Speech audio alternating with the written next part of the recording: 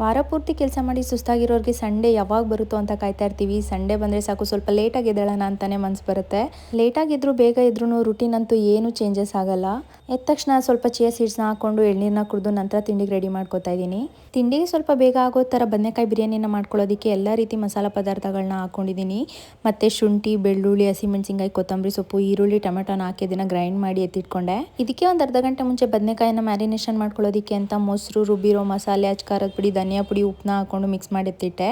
ಇನ್ನೊಂದು ಕಡೆ ಒಗ್ಗರಣೆಗೆ ಅಂತೇಳಿ ಎಲ್ಲ ಮಸಾಲ ಸ್ಪೈಸಸ್ನ ಕೂಡ ಒಗ್ಗರಣೆಗೆ ಹಾಕ್ಕೊಂಡು ಈರುಳ್ಳಿ, ಟೊಮೆಟೊ ಮತ್ತು ಪುದೀನ ಸೊಪ್ಪು, ಅರಿಶಿನ ಪುಡಿನ ಹಾಕ್ಕೊಂಡು ಚೆನ್ನಾಗಿ ಫ್ರೈ ಮಾಡಿಕೊಂಡು ರುಬ್ಬಿರೋ ಅಂಥ ಮಸಾಲೆ ಜೊತೆಗೆ ಮ್ಯಾರಿನೇಷನ್ ಮಾಡಿದಂಥ ಬದನೆಕಾಯಿ ಎಲ್ಲದನ್ನು ಹಾಕ್ಕೊಂಡು ಎಣ್ಣೆ ಬಿಡೋವರೆಗೂ ಚೆನ್ನಾಗಿ ಹುರ್ಕೋಬೇಕು. ಬದನೆಕಾಯಿ ಎಲ್ಲ ಬೆಂದು ಎಣ್ಣೆ ಬಿಟ್ಕೊಂಡು ನಂತರ ಅದಕ್ಕೆ ನೀರು, ಅಕ್ಕಿ ಮತ್ತು ನಿಂಬೆಹಣ್ಣ ಹಾಕ್ಕೊಂಡು ಒಂದು ವಿಜಿಲ್ ಬಿಟ್ಕೊಂಡ್ರೆ ಸಾಕು. ಟೇಸ್ಟ್ ಅಂತೂ ತುಂಬ ಚೆನ್ನಾಗಿರುತ್ತೆ, ಒಂದ್ಸಲ ಟ್ರೈ ಮಾಡಿ. ಇನ್ನು ನನ್ನ ಸೀಮಂತ ಫಂಕ್ಷನ್ಗೆ ಅಂತ ರಿಟರ್ನ್ ಗಿಫ್ಟು ಮತ್ತು ಸ್ಯಾರಿ ಪರ್ಚೇಸಿಂಗಿಗೆ ಅಂತ ಇವತ್ತು ಚಿಕ್ಕಪೇಟೆಗೆ ಶಾಪಿಂಗ್ ಹೋಗೋಣ ಅಂತ ಅಂದ್ಕೊಂಡಿದ್ವಿ.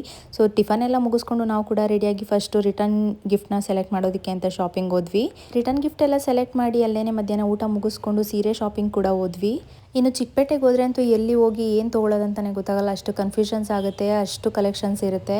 ನಾನು ಕೂಡ ತುಂಬ ಕಲೆಕ್ಷನ್ಸ್ನ ನೋಡಿ ಕೊನೆಯಲ್ಲಿ ಒಂದನ್ನು ಫೈನಲೈಸ್ ಮಾಡಿ ರಿಟರ್ನ್ ಗಿಫ್ಟು ಮತ್ತು ಸೀರೆ ಎರಡನ್ನೂ ಕೂಡ ಇವತ್ತು ಪರ್ಚೇಸ್ ಮಾಡ್ಕೊಂಡು ಬಂದೆ.